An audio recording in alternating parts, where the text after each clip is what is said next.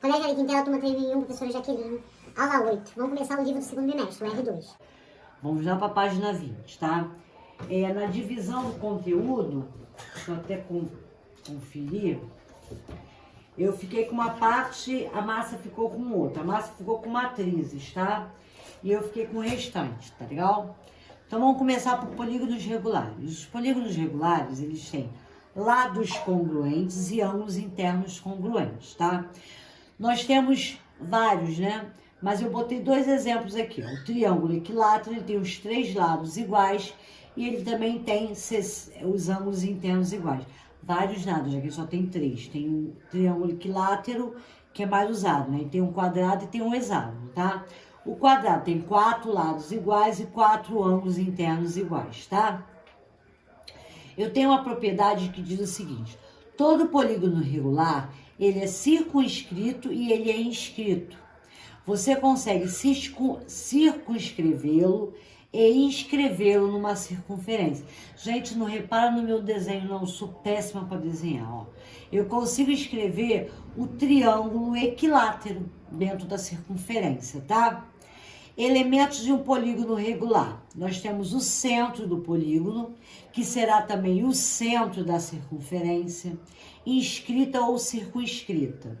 Nós temos o apótema. O que é apótema? Apótema é o segmento que une o centro da circunferência ao ponto médio de um dos lados. Ó, peguei esse lado do quadrado, faz de conta que esse é um quadrado certinho, dividi ele na metade certinho, o ponto médio. O ponto médio é dividir o lado em 2 pedaços iguaizinhos, tá? Isso aqui é igual, isso aqui é igual. Aí eu uni um segmento do centro ao ponto médio, isso aqui é chamado de apótema, tá? AD e BC são as diagonais. Só aí tem uma observação para vocês não errarem. Só os polígonos com número par de lados têm diagonais que passam pelo centro, tá? Por exemplo, se eu tiver um polígono de 5 lados, por exemplo, as diagonais não vão passar pelo centro, mas já no quadrado, que ele tem 4 lados iguais, você vai conseguir traçar a diagonal e vai passar pelo centro. O hexágono, que são 6 lados, também. Mas isso só vai acontecer com os polígonos de números de lados pares, tá? Lembrando que o triângulo não tem diagonal, hein? Pelo amor de Deus, tá bom? Ele é o único inscrito. Nós temos os 3 principais. São o triângulo equilátero, o quadrado e o hexágono.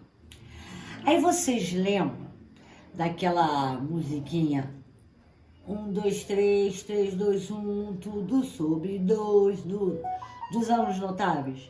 Você põe a raiz no 3 e no 2, a tangente, não tem aquela musiquinha?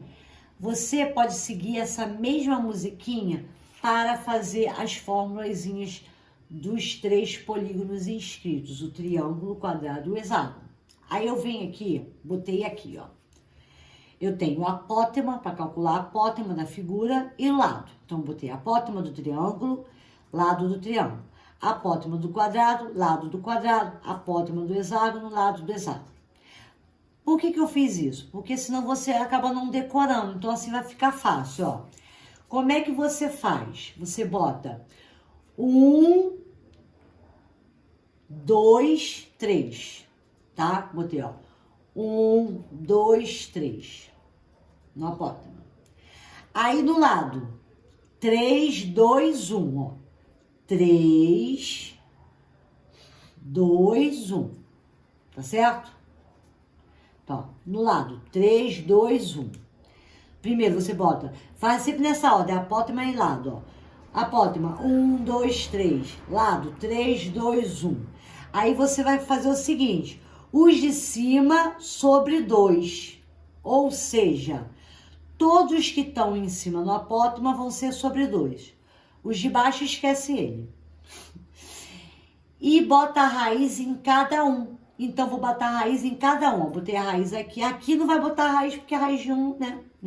Então, vai botar a raiz sobre aqui, raiz aqui, raiz. E aqui não vai botar a raiz, porque raiz de 1 é 1 mesmo.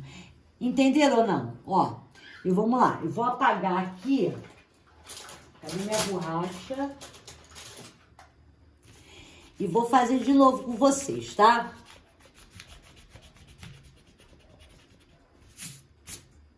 Vamos lá.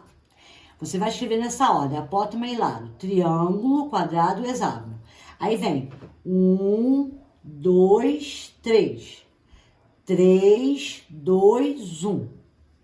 Aí você vai fazer o seguinte, os de cima sobre 2. Os de cima sobre 2. E depois, o de baixo não coloca não. E bota a raiz em cada um. Aqui, ó, raiz, raiz, raiz, raiz, raiz, raiz. Tá? Foi ou não? Só que, olha só, raiz de 1 é 1, né?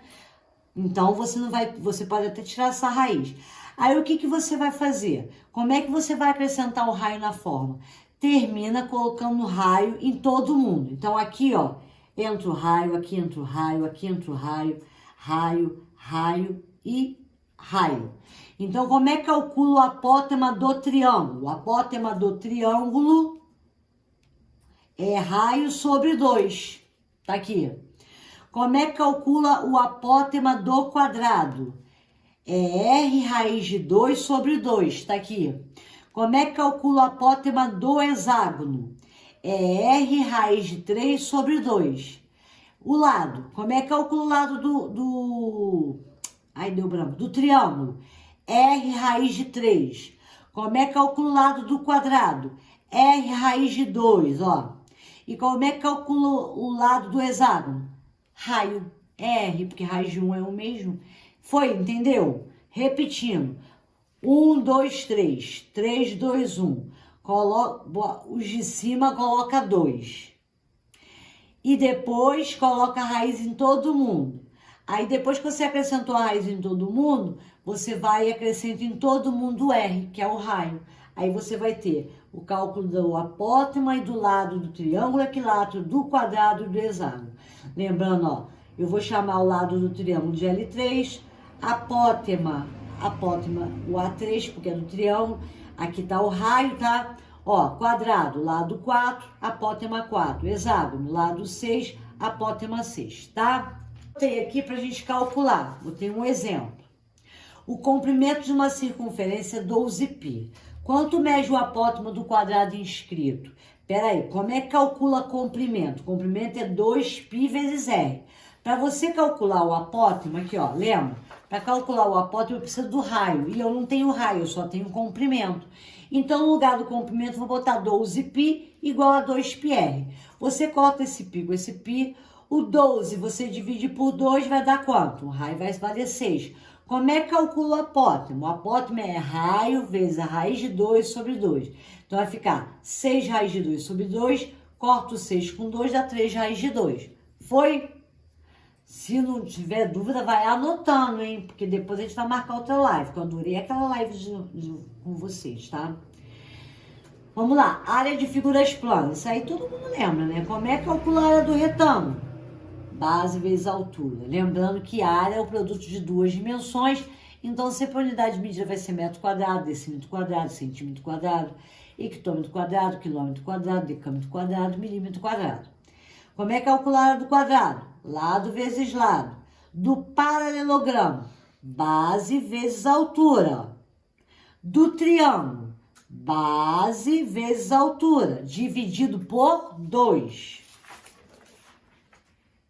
Isso é um triângulo qualquer, base vezes altura dividido por 2.